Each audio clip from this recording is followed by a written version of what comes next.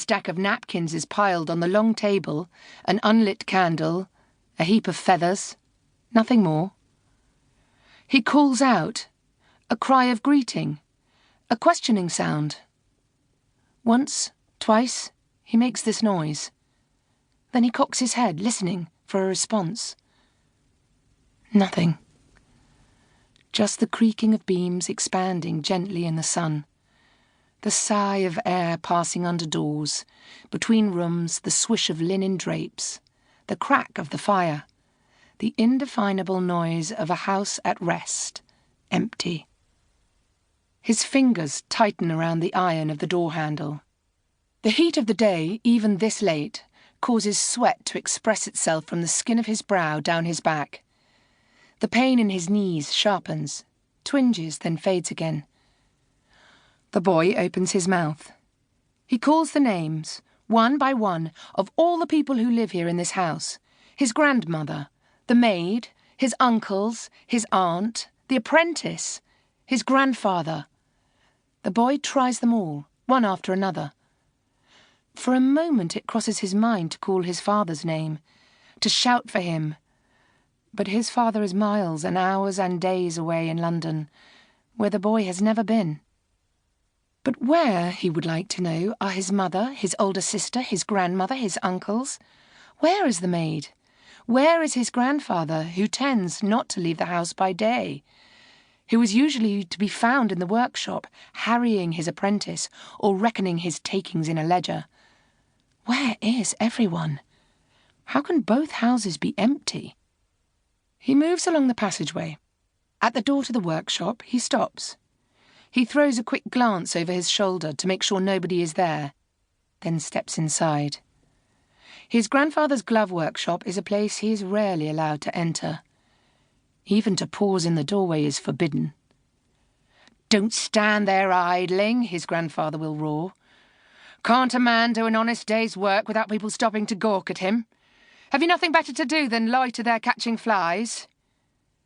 Hamlet's mind is quick. He has no trouble understanding the schoolmaster's lessons. He can grasp the logic and sense of what he is being told, and he can memorise readily. Recalling verbs and grammar and tenses and rhetoric and numbers and calculations comes to him with an ease that can, on occasion, attract the envy of other boys. But his is a mind also easily distracted.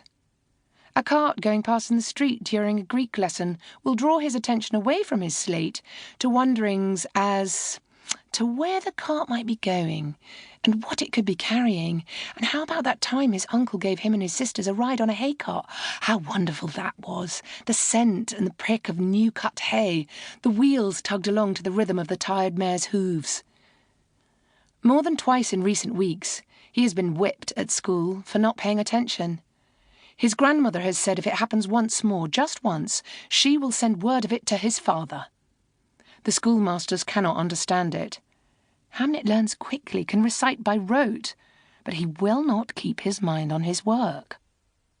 The noise of a bird in the sky can make him cease speaking mid-utterance, as if the very heavens have struck him deaf and dumb at a stroke.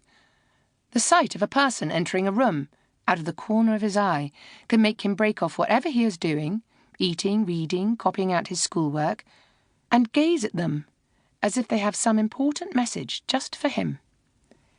He has a tendency to slip the bounds of the real, tangible world around him and enter another place. He will sit in a room in body, but in his head he is somewhere else, someone else, in a place known only to him.